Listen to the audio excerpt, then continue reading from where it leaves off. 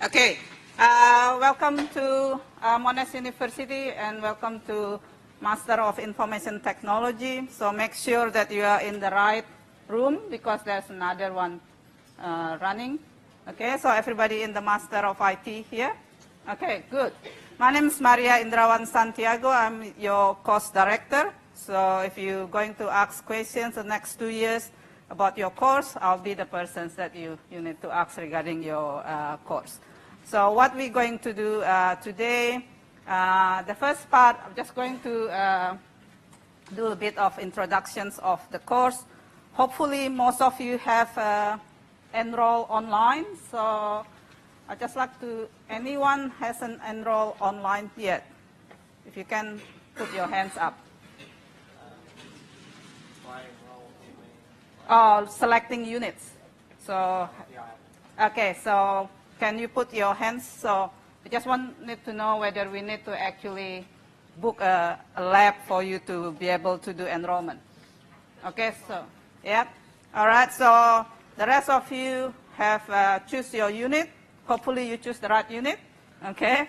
But if after this talk you actually think, oh, actually haven't choose the right unit, you still can change your unit enrollment. Okay, so let's look at what you're going to do in the next 2 years. Okay, that sounds like a long time. So that's me. And so yeah, if you're going to, most of you I think going to study full time. If you study full time for this course, it means you're going to study for 4 semesters. So 2 years in durations. Okay, so each semester you're going to study. So you're going to study from semester 1 this year until semester 2019. Okay, so each semester you're going to study 24 points.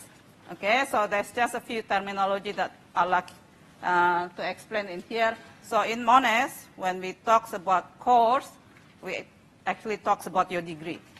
Okay, maybe in your previous study, you might think of course as the topic that you study. In Monash, when we talk about course, is the degree that you study. So in this example, we have, so you actually enroll into the Master of IT course. Okay, and then within that course, you're going to study what we call units. Okay, so each of the units will carry points, and typically it will carry 6 points. So in one semester, you study full time, you study 4 units, and in terms of the points, you study 24 points. To complete the degree, you're going to study 96 points. Okay, just make sure you understand that, because nothing worse than you think you actually complete all the units. At the end of them, when we count the points, maybe you're actually missing maybe 6 points or something like that, and you won't be able to graduate. Okay. Now, so that's in terms of the number of points and the durations of your course. For each of the unit, this is more like the week by week study load. We suggest that the students actually spend around 12 hours per week for each of the units. Okay, because each of the unit, you will attend 2 hours lectures, followed by 2 hours tutorial. Okay, some units have slightly different arrangement, maybe 1 hour lecture with 3 hours tutorial, but majority of them will require you to have 4 hours face-to-face in the class. Okay, and then outside that face-to-face study, we also expect you to spend about 8 hours study time on your own. Okay, so if you count this, I think everybody can count. So you have 12 hours per week, 1 unit. If you have 4, it means you're going to spend about 48 hours per week on your study. Okay, so that's like a full-time job. So you have to take this as if you're doing a full-time job. Okay, so your main occupation is a student. It means you spend most of your time studying. So if you think of you going to do some part-time job outside and so on, just be aware of this. Okay, the requirements that you need to do is about 48 hours. That's our estimation. That's usually if you want to get about the credit. So in Monash, we get the grading from pass, credit, distinction, high distinction. Okay, that's to get into the credit, which is like more like the average kind of result. You need to spend about that hours. Okay, of course, from unit to unit, it might be vary depending on your skill and your background. Okay, but this is roughly the average that we think the student have to spend. Okay, and also, I just mentioned in here, if you have any questions, just raise your hand. Okay, before I go on into the next content. So that's your workload. Okay, in terms of your cost structures. Okay, so in the master course in the Faculty of IT in general, we break the course into 3 parts. Okay, the first part, what we call the foundations unit. Okay, so if you remember looking at the handbook when you need to choose your unit, let me just put this. Oops.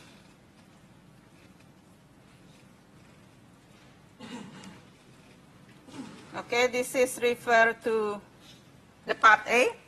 Okay, the foundation unit is the part A. And then you have part B, which is the core master study. Okay, that's made up of some compulsory units, some elective units that we'll see later on. And then the part C is what we call the advanced practice. Okay, this is the one that's supposed to show your mastery of what you have studied in part A and part B. So that, and there are options in this part. We'll see that later on. But in general, that's how we actually break the course structure. So the foundation unit, okay, so this is to prepare you especially for those people who haven't done IT degree in their previous study. Okay, so you're supposed to be able to catch up on the different IT area in the foundations unit.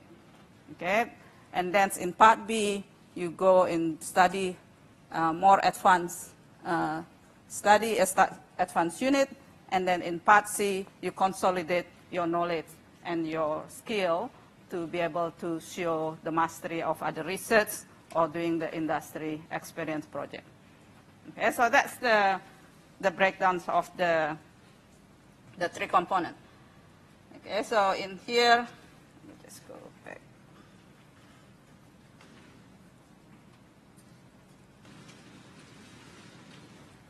So I'm just going to now go through what kind of unit you have to study in each of this part. Okay.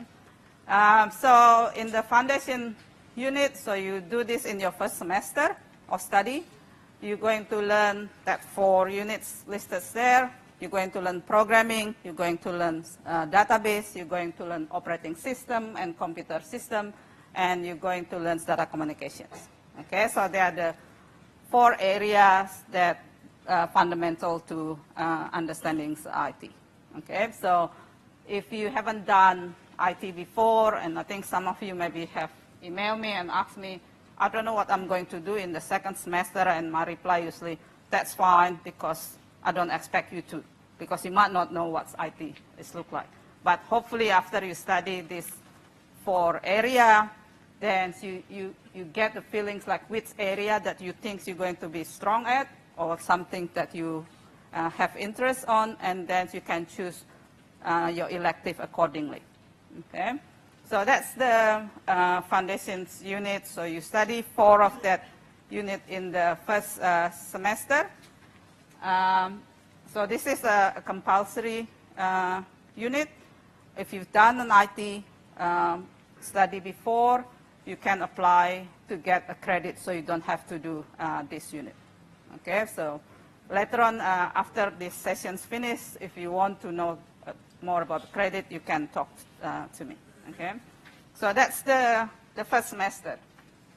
Now the second semester, That's when you're going, after you pass part A, you start moving into part B. Okay.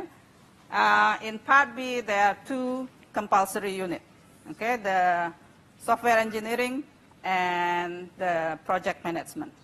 You notice that the number after the code FIT different between the foundations and these 2 units.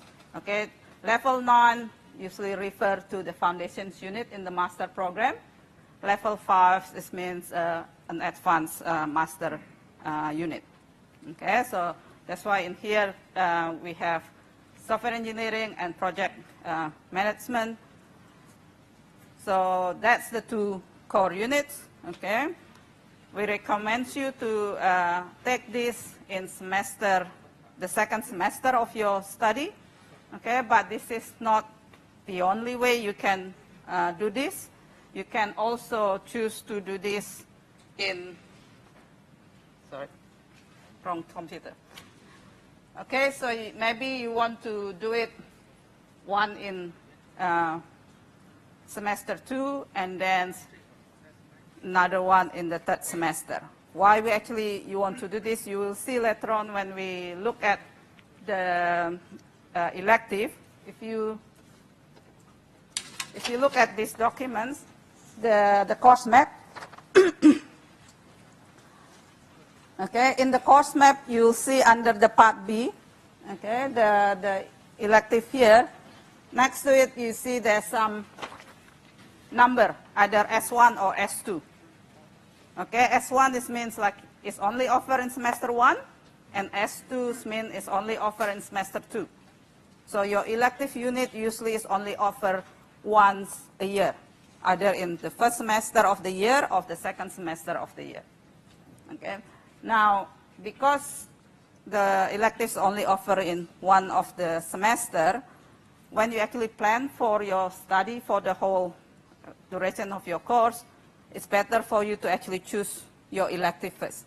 Okay, which one that you actually want to do, and then slot the compulsory unit, software engineering and project management in the semester where you think that you can put this, because the software engineering and the project management offer in both semesters. So you have more flexibility of moving those units around. But with the elective, say I want to do big data processing and it's only offered in 1st semester, okay, if you actually miss that, you might not have the chance to actually do it again. Okay, you might actually miss, depends on your enrollment status.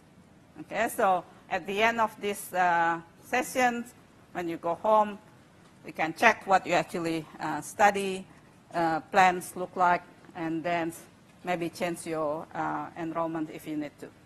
Okay, so you can do that, and or the other way around, project management first and software engineering. But make sure you have to complete these 2 by your 3rd semester. Okay, because especially if you're going to do industry studio, you have to complete these units before you can enroll into that unit, into the studio. Okay, so you have to make sure you complete the 2 core units by the 3rd semester. Questions? Yep.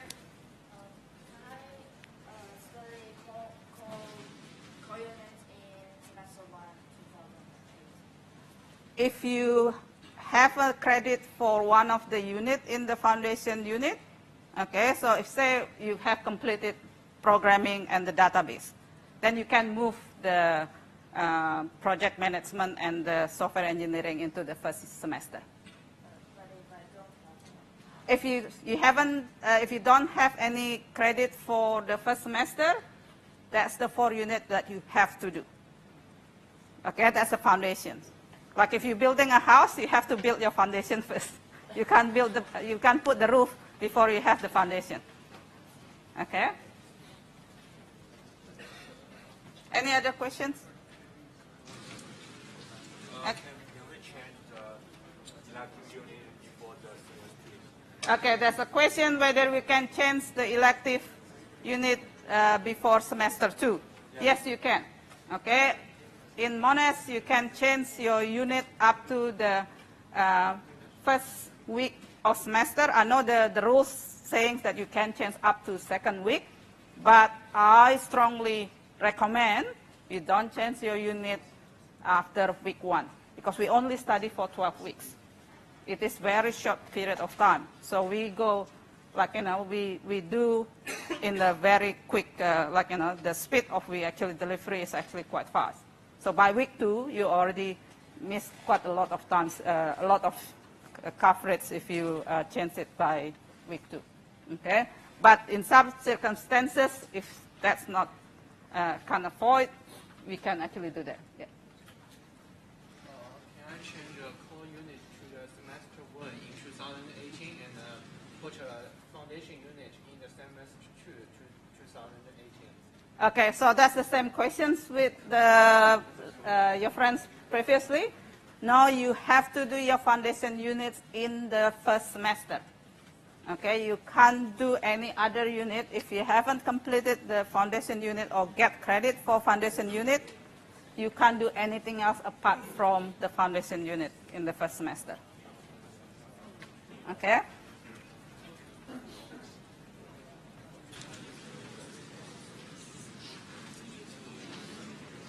Right. So that's the part A. Okay, before I'm going into more detail of the part B, it's easier to actually talk in part B in the context of the part C. Okay, because the part B slightly changes depending on the choice of your part C. Okay, let's look at the first options in part C. So you can do what we call the industry studio experience. If you choose this, so in your final semester, okay, you're going to take 2 units. Okay, 1 unit is professional practice, and the other unit we call the industry experience studio project.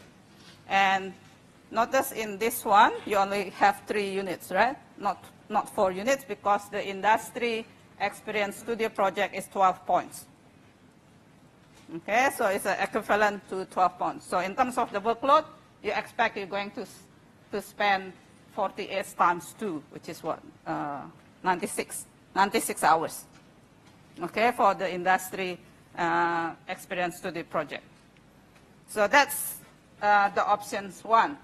Now, if you do this, okay, then you get 1, 2, 3, 4, 5, 6, 7 elective units to choose from. Okay, now from that options, what you can do is, so you can, in terms of elective, we have, in the MRT, we have 2 different types of elective. The first one, what we call the prescribed elective. So you have to choose from the list prescribed in your degree, okay, in your course. And the other one, what we call the free elective. Okay, the free elective is mean you can study from outside your course. Okay, now if you choose the industry experience, then you can choose between 4 to 7 units from here. Minimum you have to choose 4. Okay, then or if you want to, you like most of the units from the prescribed list, then you can study that 7 units, all of them from within this list. Okay. If you think that you want to branch out a little bit outside, okay, you have the choice of choosing units from other faculty of IT degree, master degree, like Master of Data Science, Master of Network Security, or Master of Business Information System, through choosing the unit and slot them into your free elective. Okay, the maximum free elective that you can do if you take option industry project is 3. Okay, but one of them have to be faculty of IT unit. The other 2, if you want to study business, if you want to study language, if you want to study arts, you can actually do that. Okay, but when you actually choose the free elective, you need to get approval from the course director. Okay. Is that clear, the difference between prescribed elective and the free elective?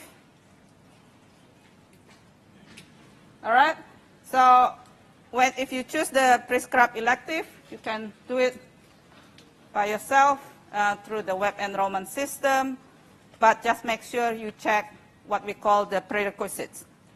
Okay, the prerequisites mean you have to complete that unit before you taking what you need to enroll.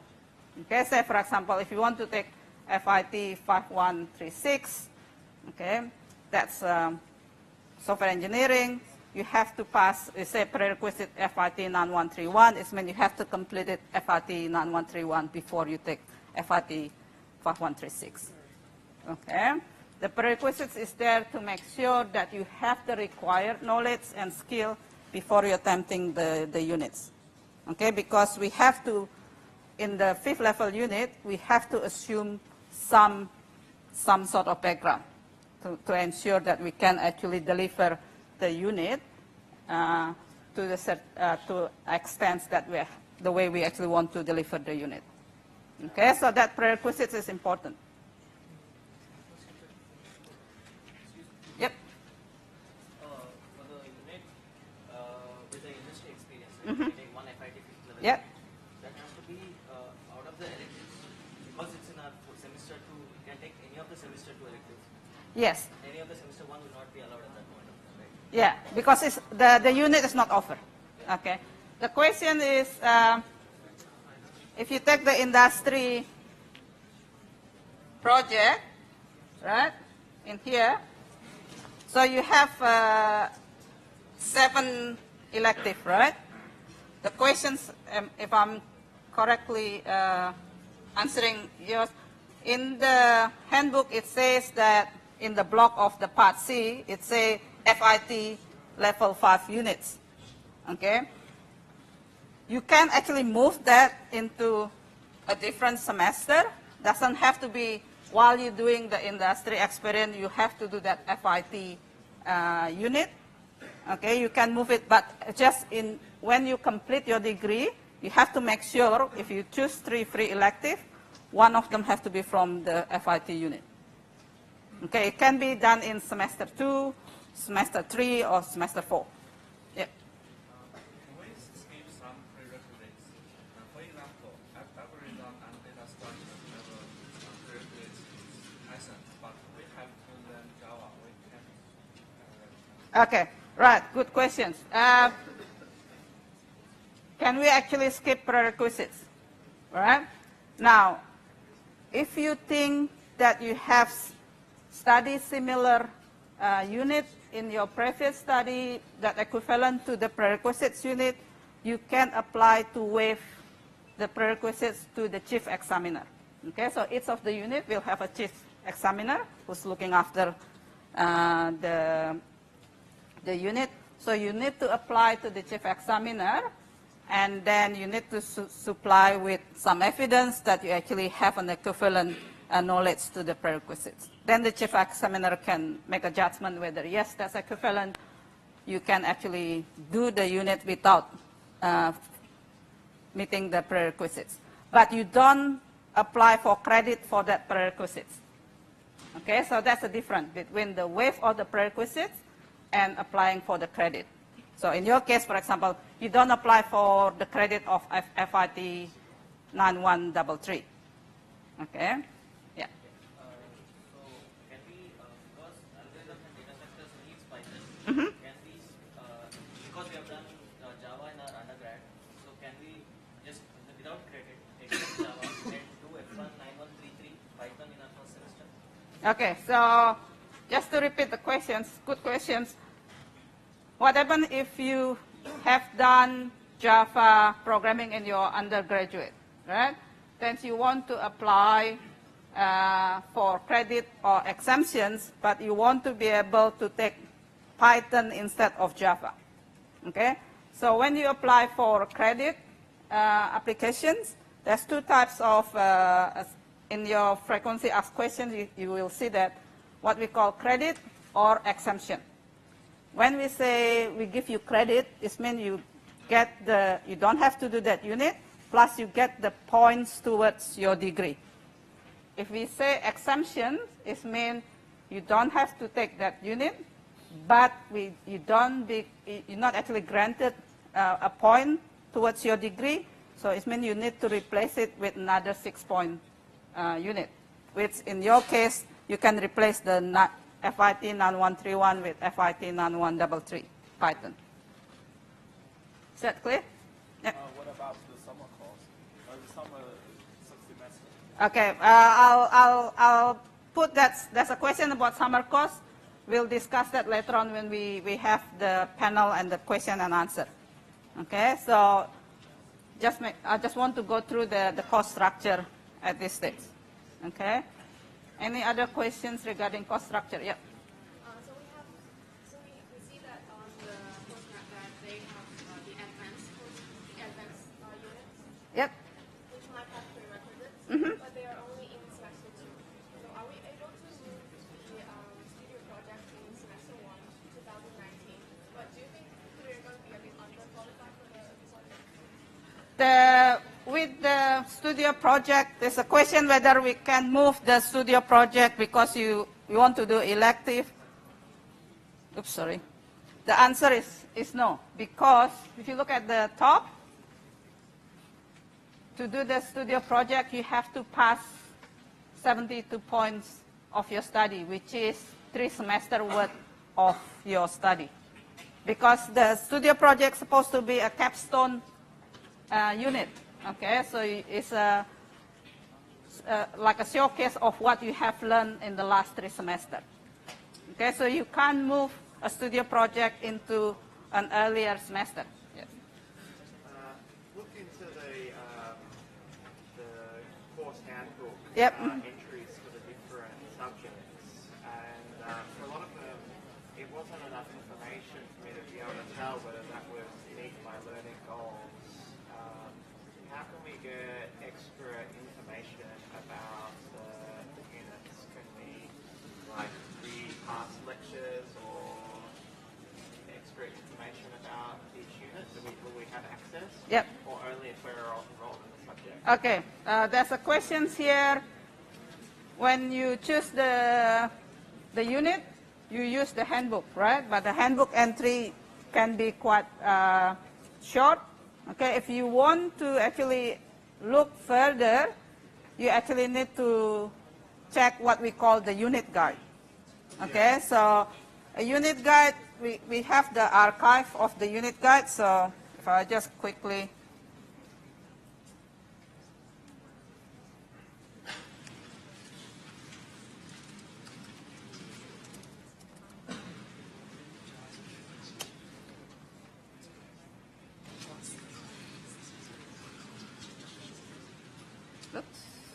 Try again.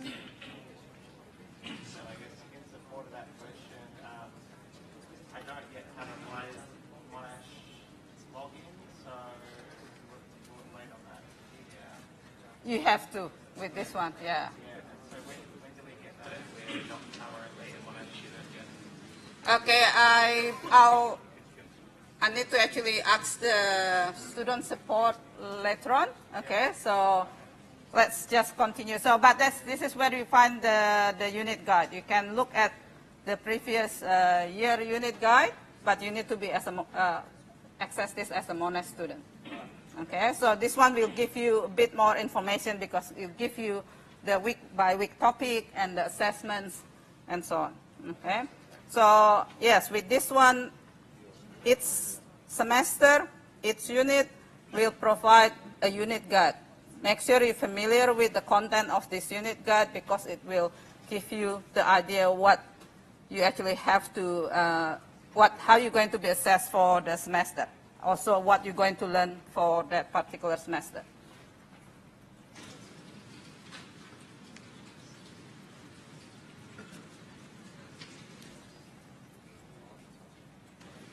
Okay, so that's the what we call the I project options. The other options is the research option or the minor thesis option. Now, with this one, okay, unlike the IE project that you have to do it in the last semester of your course, with this one you have to start at the third semester of your study, because the minor thesis will take 2 semesters to complete. Okay, so IE project is 1 semester to complete. Minor thesis, you need 2 semesters to complete this. Now, there is an extra requirement to go into the minor thesis options, that when you study level 5 unit in your 2nd semester, you need to get the average of 75 to be eligible to enroll into the minor thesis component.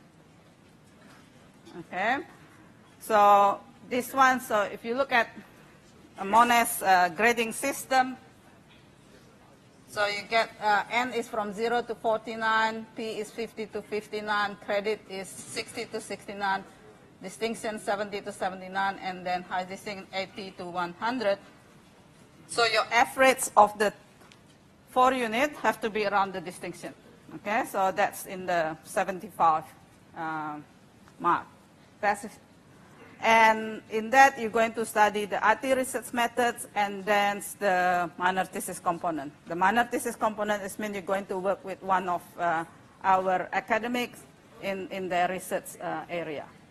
Okay. Now, if you think that you want to study further doing PhD, you have to do this path. You can't go into PhD from the Master of IT if you do the IE industry project. It's not a direct path. If you want to be able to do PhD straight away after you doing your Master of IT, you have to choose the minor thesis path. Okay? Yep. So can we just read the minor thesis to change the project practice?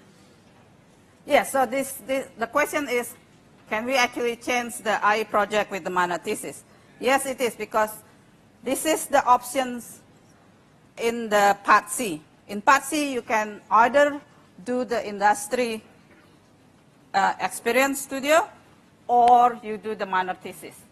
You can't do both. So do we have to go to PhD or we don't? No, you don't have to go in like to PhD after you do the minor thesis. It's just an option. Okay? If you're going to do PhD, you have to do this. If you don't want to go to PhD, you still can do the minor thesis. Okay? It's your choice, but it means that you actually still open your door. Say after you work in the industry, after 2-3 years, you want to come back to study, do PhD, you have the qualification. Okay? Yep. Regarding the project, will we have, as there are many electives, can we choose in which elective branch or something we want to do the project? Or is it going to be given to us? I'll leave that once, because we're going to have a panel of people in here. Then one of the panel member will be someone from the industry experience the project. I think that questions will be appropriate to be answered by them. Okay. Okay, so you have that. Oops, wrong. So if you do the minor thesis, that's what you going to have. And notice in here, in the minor thesis, you only have 6 electives to choose from, rather than 7 like in the industry experience. Okay, but in here, you actually have more flexibility in moving your 5136 or 5150, because the minor thesis doesn't require you to complete that before taking the minor thesis. Okay. So the difference in here, you only have 6. So maximum that you can do from outside is only 2 units. You miss that one extra elective that you can choose from the FIT if you're doing the IE project. Okay, so which one you choose? You can ask later on in the panel. We're going to have 2 alumni. One's actually done the IE and the other one did the minor thesis. You can ask them why they actually choose those options. Right. So that's the course structure. Okay, the next few slides is just my quick. Okay, it's going to be a long journey, these 2 years. How are you going to get there? Okay, I just like to say that maybe from your previous study, you have maybe a different, like the way we actually deliver the units or you study is quite different. In here, make sure whenever you study, do like, I like to actually see this as a step, as you think, you reflect, and then you act.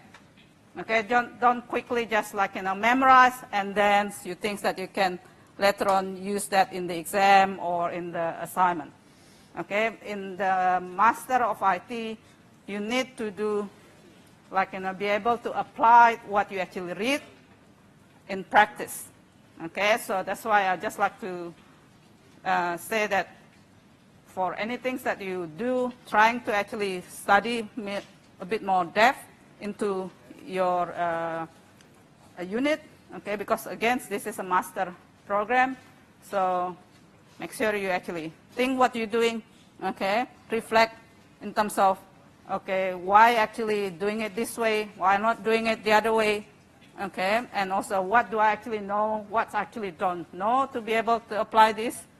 You need to be able to have that skill, reflection skill, and then do the act, okay, matter of maybe coding, writing, answering questions, all those kind of things, okay.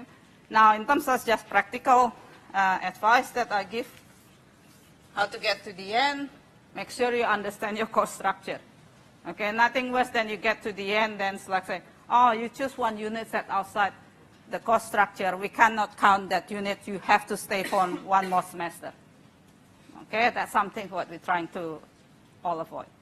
And attend all classes and follow the recommended self-study time. Okay, the attending classes is important because I know it's easy for you because we all record our lecture and say, oh, I'm going to listen to it on my own time. That's never happened. Trust me. Usually it never happens. Once you actually, if you don't follow the strict schedule, it's very easy just say, oh, I'm going to listen this in the weekend. Come to weekend, somehow something else come out. You don't actually do it. And if you miss 1 week, it's not that easy to catch up, especially if you're going through like sometimes like in the mid-semester, because the content is quite dense in each of the week. Okay, so make sure you attend classes and follow that recommended study time. Recommended study time can be preparing for the tutorial, preparing for the lecture. For example, I'm teaching the introduction to database. I require my student to actually come prepare to the lecture, okay, by reading the prescribed chapter from the book, okay, because if you don't read that chapter, then most likely you won't be able to follow the lecture, okay. So that's, and the other one is always practice, practice, and practice. In the IT, you need to get your hands dirty, okay. You can't just read a piece of code and then you think you can write that code. You have to really get your hands dirty and then try to write the code on your own. Okay, don't look into your friends or oh yeah, that looks, I can get that, I understand, and you start typing. You have to be able to do it on your own because that's how you learn how to do the coding. And also don't underestimate that. I know in the MIT, you say, oh, it's just like, I like to do it because I like to do programming. I don't like writing. Okay? There are writings that are required to do in any kind of degree or any kind of job. So might as well practice it while you study here. Okay? So the writing component is important too. So you can't pass the MIT but just be able to read the concept and you think you know about the content, okay? And also, this is, I think, related to the questions earlier. If you fail a unit, then try to catch up during summer. We offer some summer semester unit.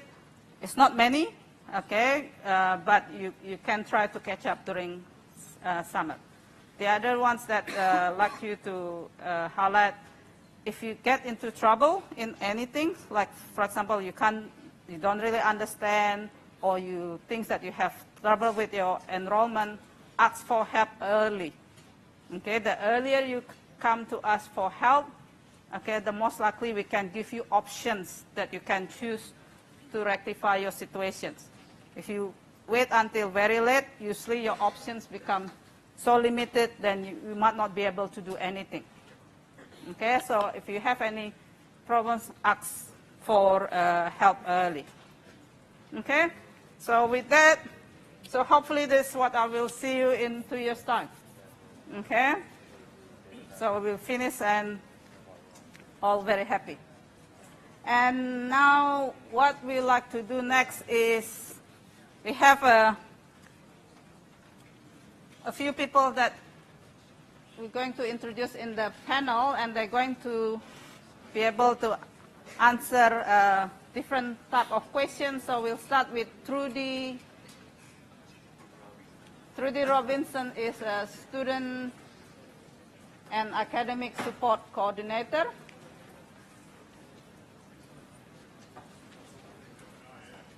So that's Trudy. And then, I put actually Gail Bourne, but I'm Gail. this is actually Peter O'Donnell, okay, but pretend to be Gail today. He's actually involved in industry studio experience. And then we have Pari. Pari is a minor thesis coordinator. And then we have Campbell. Campbell is Associate Dean International.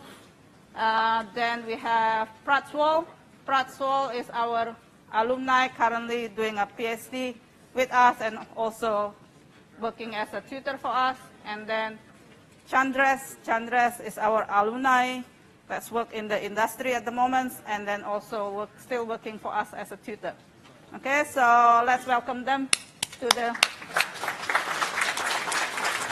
And I think so maybe if each of you can introduce yourself and then speak about a little bit of your area for the students. Hi everyone, welcome. And get that. So many of you. Welcome, sorry. There's so many of you here. Can you hear? Okay, great. So Maria asked you earlier how many of you had enrolled. Have any of you changed your mind about whether or not you've enrolled in your units? Everyone's enrolled? Okay, so there's a few of you that haven't. So after this session, anyone who hasn't enrolled or have questions about their enrolment or anything that's related to administration or support services, you can talk to Alicia and I over in the corner there. Okay? That will be after this panel session finishes. So you, sorry, I wasn't prepared for this, obviously. What we need you to do today is to make sure before you leave here that you are enrolled correctly, that you have applied or understand how to apply for credit or exemptions, so that next week you'll be able to come to orientation, and orientation will extend for the entire week. We, however, have some faculty-specific sessions that are on Monday and Thursday, and we really encourage you to attend those sessions. We have curated those sessions over many years to ensure that we can provide our students with the type of information that we believe that you need to successfully navigate your way through your course from start to end. I would also like to say that if you ever have any questions or you need any support, please come and ask us. We're located on level 6 of this building, and we are always there to help. That's our job, and we encourage you to come and talk to us. If you have any questions, if things start to go wrong, you don't know who to talk to, if there's a service in place that can assist you, come and ask us. And I will reiterate that over and over, because Many students don't ask initially when things might start to go wrong, and that is possibly the worst thing that you can do, because as time goes on, the options that are available to you will lessen, and that will make it more difficult for you in the long run. And we've seen that many times. So please always feel free to come and ask us. That's what we're there for. So I think that's all I want to say at the moment, and I'll hand you over to Peter O'Donnell, or Pod. Yeah, I'm pretending to be Gail. And before I talk about my thing, I'm just going to reinforce what Trudy said. What she was talking about there, go and ask them questions, doesn't just mean this week and next week when you're kind of like new to Monash, but in a semester's time or 2 semesters' time, if there's something strange about your enrolment, or you've been sick and you're not quite sure how to work the paperwork or how to change your electives or whatever, go and ask them. Students, there's all these wonderful Facebook groups that I lurk on, and students ask one another on Facebook advice that they should be asking from, you know, they're like, how do I enrol in this unit? What's the prerequisites of this unit? Don't ask Facebook. Ask Trudy. Right? So her please come and ask us isn't just for this week. It's for your time at Monash. And they're really lovely, and they have all the answers to everything, and they help you. So do that. I'm supposed to be talking about industry experience, though. As you saw when Maria went through the course structure, towards the end of your course, you have to make a choice between doing research or industry experience. Pari will talk about research, and you have to have chosen research a little bit before industry experience because it goes over a year. Industry experience you do in your very last semester. The actual industry experience unit is a double unit. Like most units, there'll be a couple of classes a week. In a double unit, there's 4 classes a week. So a 3-hour studio where you work and work and work, a lecture, and then later in the week, a 3-hour studio and a lecture where you work and work and work. So it really is 12 points to 24 hours of work crammed into one semester on one project. But there's more. Alongside industry experience, you do another unit called profession. Oh, sorry. So my brain catches up to my breathing. You do another unit called professional practice, where you learn all the kind of things that our industry partners and our accrediting associations tell us our students need to learn. How to act professionally, how to write, how to read, how to do presentations, how to deal with conflict. And those units are normally a bit dry and boring because you have to make up case studies. Imagine you were in a team and somebody said this, how would you deal with it? Well, you're actually going to be in a team working on a project, the industry experience project. So the professional practice unit, you use the work that you're doing in industry experience as the case study to kind of make the theories about how to engage professionally, how to make them kind of real to you. So, what is the project? It's a lot of work. You build something, and you build something really cool. What it is that you build is completely up to you. Well, with a few little caveats. You rock up in the first week of the semester. We give you a barrage of kind of questions to answer. We take that information from all the students, and then we make teams. So we make sure that you're working in a team that has your MIT students, there'll be an MBIS student, there'll be a data science students, there might be a network student. We'll make sure you're mixed with people with different personalities. We do a personality test. So we kind of make sure the teams are balanced in the skills that they have. Then we give you a theme, which might be one of the themes that we're going to have this year looking at legal services is help, I'm in trouble. And we give you that theme and we say you must use open data. Go and come up with an idea for a system, and it might be a website, it might be a mobile app, it might be a tablet app, it might be a desktop app, and then we make you go and build the system. Right? So you choose, we give you some help with that, we run you through some ideation workshops, we give you feedback on proposals, we make you write a system proposal, and then we follow an agile approach to building the system. So every couple of weeks you build a piece of functionality, you get feedback on that functionality, you might pivot completely and change what you're doing based on the lessons that you learned, or you might keep building it. And at the end, you've built a system. Hopefully it really does meet the needs of a particular group. The themes that we come up with tend to align with things that Monash partners are interested in. In the past, we've partnered with the EPA, we've partnered with Vic Roads. The EPA is the Environment Protection Authority, the people that measure air quality and worry about whether the beaches are dirty or not. And our aim is that the systems you build are real and that they'll take them over and maintain them on an ongoing basis. So it's different to what a lot of people think industry experience might be, which might be going out and working for someone. We think you can do that. We want to give you the next kind of level of experience where you have to make the decisions about what technology to use.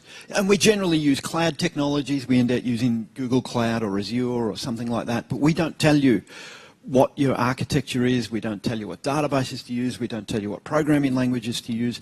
Your team has to make that decision based on what's the best way of solving and reaching an audience, solving a problem and reaching a particular audience, and what skills you have in your team. So you kind of operate a bit more strategically.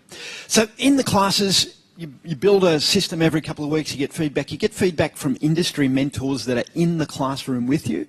We tend to have a younger tutor who's, right on top of the latest technologies, and we have an older, experienced tutor in the class with you who can help you with the more businessy, human kind of issues. But every 2 weeks, we also have in each class an allocated industry mentor, an actual industry organisation who will come in and also provide feedback. And for them, they're doing it just for the love of it, but for them it's like a 12-week interview of people that they might hire.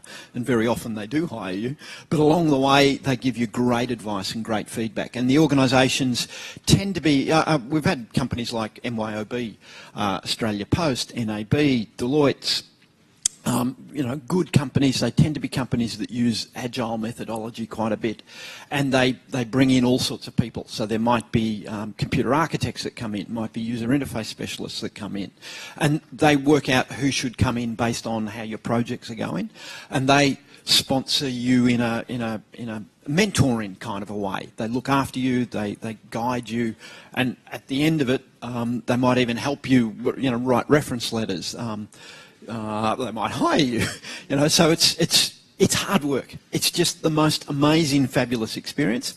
We finish it with an expo in this room usually, and hundreds of people come to have a look at the systems that have been built, and many of the systems are on the App Store now or on Google Play now, and the websites are still live and active, and we're trying to solve the world's problems with the systems we build as well. So we like ones that help refugees and homeless, and so the themes and the audience you find is completely up to you, but they tend to have a bit of a social kind of benefit as well. So we're trying to give back to the community. I've talked a lot. It's just like a hackathon. You get that? Yeah, it's fun. Now, research. Thanks, Paul. Okay. Hi everyone, I'm Perry, I'm minor thesis coordinator. So first I talk about the structure of minor thesis. Maria showed it. Maria, do you have a slide for it? So what happens for most of you at the end of this year, you will decide whether you want to do the minor thesis or IE. And as Pat said, IE is going to be your last semester, but minor thesis will be over 2 semesters, your last 2 semesters. And it includes, as you see, 4 units. The first 2 is, one of them is actually an elective, the research methods. And you need that because it teaches you how to formulate research question, how to do the literature review, and you will have assignments that really helps you with what you're gonna do in your own project. Then the other 3 units are minor thesis part 1, part 2, and part 3. For those 3, you won't attend any lecture or any tutorial. It will be you and your supervisors, 1 or more than 1 usually, and that would be weekly meetings. And for some of you that might think, oh, that's really easy rather than, you know, attending hours of classes, it's not, because you will even put extra hours when you do research, and you will do something that you have never done before. So it's very different from any coursework that you have done. It involves really different things like reading papers, deep thinking, analyzing, and writing it properly, academic writing, literature review, and finally your final thesis, minor thesis. And the important thing to select minor thesis as one option is that you have a project.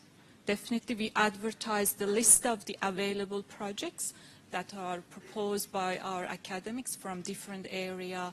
And I think for MIT, you guys, it's very, I think, more flexible than the other one, because I have seen MIT, they can do different types of things: visualization, distributed computing, big data, I don't know, even security, you know, because your units makes it more flexible. Where is your interest? Where are your strengths? So you need to find it, and you will, after 2 semesters, because you need to decide at the end of this year, and by then you will know which lectures and topics you are more interested, where you want to, you know, go deeper. And that's when you need to find out who teaches those units, who works in that area. Because our academics, you know, we are focused on different special areas, and you need to also find out that and then talk to the right people to find the project. And if you are really smart, I had students that, because we need from you, if you select minor thesis, the Friday of the first week of that week, whatever is your, you know, semester. For some of you can be different which semester is gonna be next year. So those are that smart, they don't wait till then. I had some students that 1 semester before come to me, talk to me, and we talk and agree on a project, and I will tell them this is yours. So you can even do that, secure a project before even the deadline that we have. And that's a very good idea as well. So you don't end up first semester looking for a supervisor, because if by that deadline you don't have a project, you can't continue and you have to discontinue. Other thing that I need to add is that there's a hurdle if you want to select minor thesis, and that's an average of 75 in your units. So you need to also consider that. I think, what else? Oh, and why you choose minor thesis? One reason is because you really like to do research. You write, reading, analyzing, proposing a solution, and going deep into one area. You like writing a thesis, and or other reason you wanna, you know, do a PhD later. You wanna have academic career kind of in future, or you wanna go in industry, but you wanna work in research-related kind of jobs rather than more programming just. So these are some of the reasons, for you to consider. So, and if you have any question later after we finish, you can ask me. Okay, I thanks, pass it to Campbell. Okay, my name is Campbell. I'm the Associate Dean International for the faculty. So essentially I'm in charge of the faculty's international strategy, but I'm also very interested in the student experience and how international relates to that. So Monash is a very international university, is the first thing to say. The university has campuses in Malaysia. We have a centre in China. We have a centre in India. We have a centre in Italy. We have a centre in South Africa. Monash actually, of all the universities worldwide, and I've heard the Vice-Chancellor say this, so it's correct, has the biggest international footprint of any university in the world, just in terms of our international campuses and the international links that our researchers have. We also have and this is relevant to you, particularly in IT, we have a lot of amazing alumni working internationally. So IT is one of those qualifications that sets you up to work anywhere in the world. Globally transferable skills. Has anyone heard of Dion Weisler? I'll report this back to Dion. Okay. You haven't heard of Dion Weisler, okay. Has anyone heard of HP, the company? Yeah, okay, good. Okay, so Dion is the CEO of HP, Silicon Valley, and he's a Monash grad. So he did, back in, a while ago, he did an IT degree here at Monash Caulfield. Okay, now he's the CEO of HP. There's a great example of someone whose footsteps you might want to follow. So we have international alumni working in amazing places, and there's plenty of stories like that. The other thing I should say is that, as I said, we're a very international university. All our academics tend to work internationally in research, so we tend to have collaborators all over the world. Particularly in Australia, you kind of need to work like that. Australia is a long way from a lot of other places, and the research community in Australia is relatively small on its own, so we work naturally internationally. How is this relevant to you?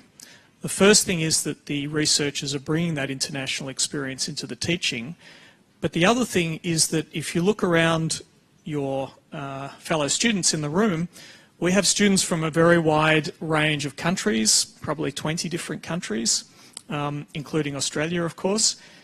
The point there is that you guys will get to collaborate internationally without ever having to leave Monash, okay? You don't have to go overseas to collaborate internationally. You're going to be doing it in your teams. This is a huge opportunity for you.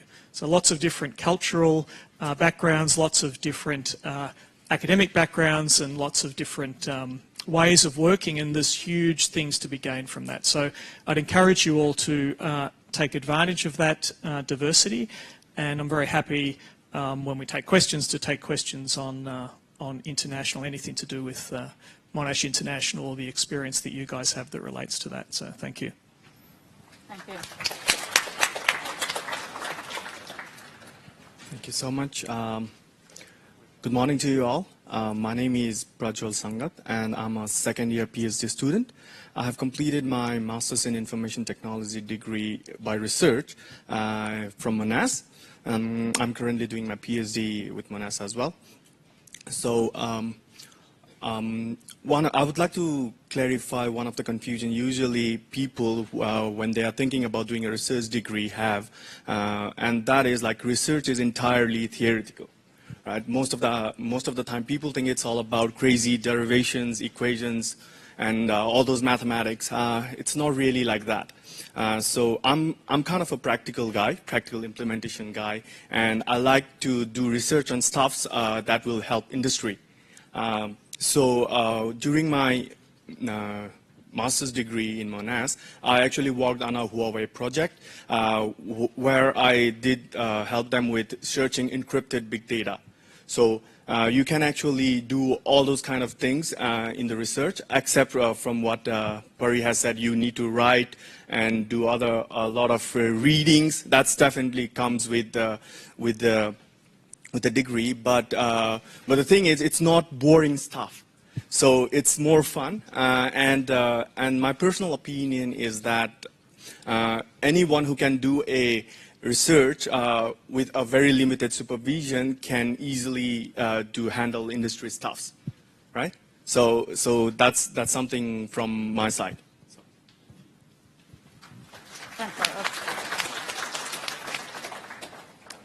Hello everyone, I'm Chandresh, and I finished my master's in IT in July 2016. Currently I'm working as a software engineer and tutor here as well. So one thing I would like to mention about industry experience is that it's just the last semester that you'll have 12 weeks and you'll be divided into different teams, and then you'll be given some problem areas and you'll be asked to develop some solution. And as Peter mentioned, that there will be one, like a young tutor who will be good at technology, and one tutor will be good at giving like more reviews on what you are going to build, because the old tutor would have like a lot of experience. He might would have worked in industry as well. One thing is there that don't wait until last semester. You'll have 12 weeks and it will be so fast. It's a week 1 that starts and you'll see week 12 because there will be a lot of work involved. So what you have in your hand is the 3 semesters. First 3 semesters. Try to learn as much as you can in first 3 semesters. And if you want to be a programmer or you love coding, then don't just study the units which are offered. There are a lot of online resources available that you should go and try to learn by yourself. That's what I have done during 3 semesters, and that made my industry experience easy. So it's all about you have 2 years to learn as much as you can, and Monash has a lot of resources. If you need help, then you can just go and ask to the library. You'll get a lot of resources. So 2 years is for learning only. That's what I would say. Thank you. Thank you. Okay, thank you, the panel members. So hopefully you get more information about the different part, like, research and the IE, and also from the experience from the students that completed, like Pratswal did the minor thesis and Chandras did the IEs. Now I open the questions to the floor if you want any. Okay, so, questions to any of the panel member, or including me as well. If you have any questions.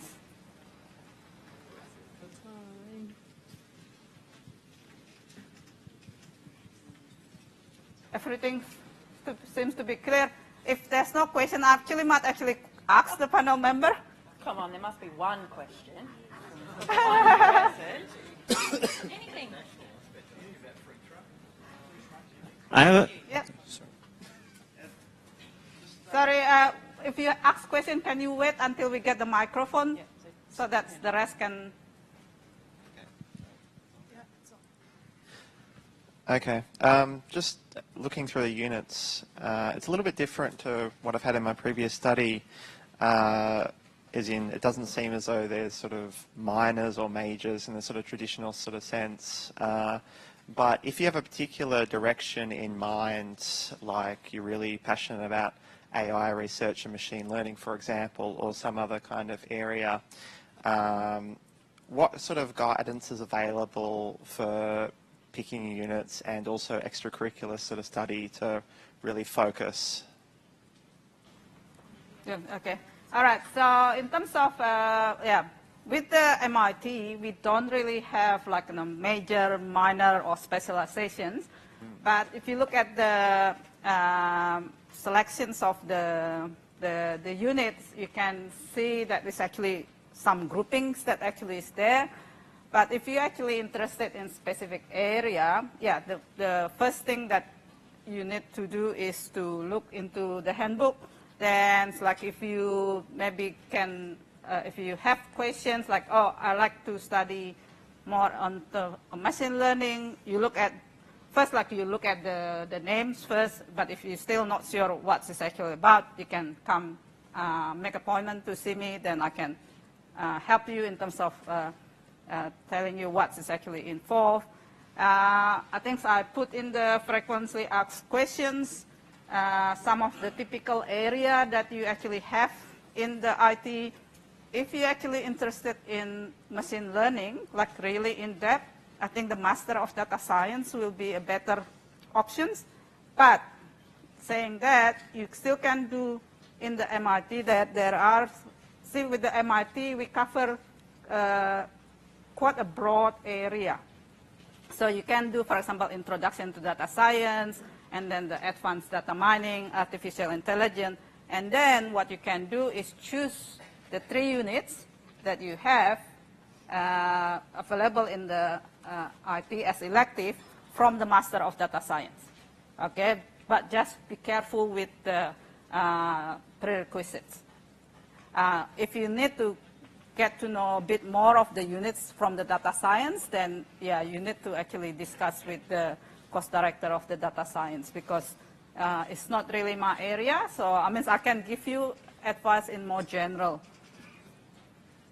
Any other panel member? Yep. Because I also Hang on. myself am a lecturer, but I sometimes want to know this semester what units are offering and if anything is, for example, in mobile, because mobile is mine. So we have a website, I don't know, that it lists all the units and it has a filter. You go, you say Caulfield, for example, semester 1, and all the units offered, the unit guides appears there. And you can even search learning or machine, you know, and see all the units that have that name in case, or if you don't want to go one by one. And then you click on it, unit guide appears. And you know there's a 12-week topics in every unit guide. So that's, I think, the best big picture overview gives you of that unit. So you can see what topics are discussing that and learning outcomes as well. So you can also find out which semester they are offered, what is the prerequisite for it. Everything is in that unit guide. So I think there's an easy link to units, isn't it, from, just by course or by unit. You go and you find all that, and then you can find out all the units in the area you are interested. You know which semester they are offered, because you might like something and then you realize, oh, I missed it. It was offered only first semester and I missed that one, you know. So that's another way to look for it. Just no matter what the topic, just outside the curriculum as well, other than units, there's always people visiting the university giving seminars. There's research students that give seminars. So you'll get newsletters and advice from the faculty that tells you about what's going on. So read that. And you'll see that there'll be, you know, if it's machine learning or data science or computer architecture, every now and again there'll be a visiting lecturer or visiting professor giving a talk on that topic. Go along to it. Or a company, yeah. And particularly if it's a company, it'll often be somebody who's visiting the university because they want to hire people. So outside of the curriculum, plenty of opportunities in the university to really follow up on your interests. So make the most of the stuff that hits your email in tray. Anything else? Thank you.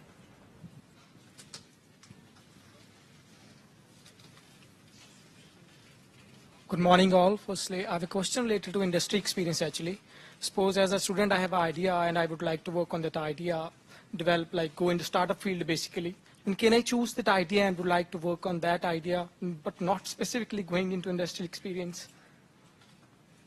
Sorry, can you repeat?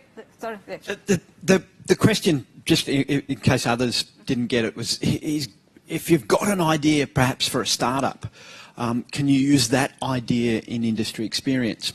And the answer is maybe. If you've got an idea for a startup, there's actually a branch of Monash University dedicated to helping startups. So rather than trying to bring that into industry experience, because it would have to align with the theme that your group got, and you would have to convince the other members of your team. And if it was a really good idea, you'd have to share, you know, the intellectual property with them. But there's a part of Monash dedicated to helping startups, and they've got money for students and they've got office space. So in the first instance, if you really want to get into a startup and you've got a great idea, it's called the Incubator, and they're based at Clayton. I'd encourage you to go and have a chat to them, and they would love you to knock on their door. Yeah. Thank you. Thank you. Other questions?